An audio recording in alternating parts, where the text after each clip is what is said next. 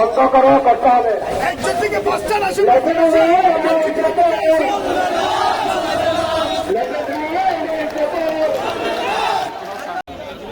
বিভিন্ন দাবি নিয়ে কক্সবাজারে বিক্ষোভ মিছিল, মানববন্ধন এবং জেলা প্রশাসক বরাবর স্মারকলিপি দিয়েছে টমটম চালক ও এর সাথে সম্পৃক্ত শ্রমিকেরা।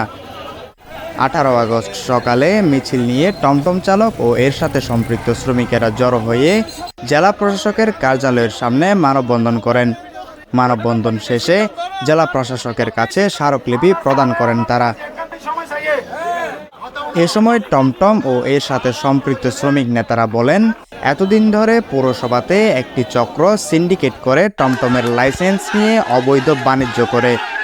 তাই এইসব অবৈধ টমটম লাইসেন্স দ্রুত বাতিল করতে হবে।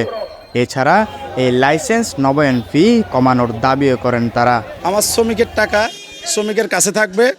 বাংলাদেশের মধ্যে কোনো জায়গায় যদি পৃথিবীর কোনো জায়গায় যদি লাইসেন্সের বাড়া না হয়, আমার পৌরসভা কেন থাকবে ভাই?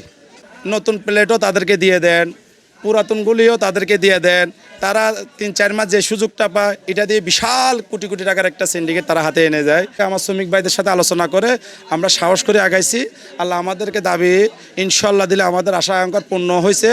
অল্প কিছু যেটা সমস্যা আছে আনুষ্ঠানিক, এটা আগামীকালকে আমাদের যে অভিভাবক উনি আনুষ্ঠানিকভাবে ঘোষণা দিয়ে দেবে। পৌরসভা যদি ব্যবস্থা করে না দিত, পৌরসভা যদি আপনার সিস্টেম করে দিতে, এই সিন্ডিকেট 150-100 এই যে আপনি আমাকে প্রশ্ন করতেছে, এটা কি ওরা সুযোগ পাইতো? ধৈর্যের সাথে বলতে চাই, শ্রমিক ভাইরা, আমার আন্দোলন এখনো শেষ হয়নি, আন্দোলন চলতে থাকবে। ডিসি মহোদয় জরিপের কথা সুন্দর করে জরিপের কথাই শুনেছে, আর কারো ওখানে কথা শুনে নেই।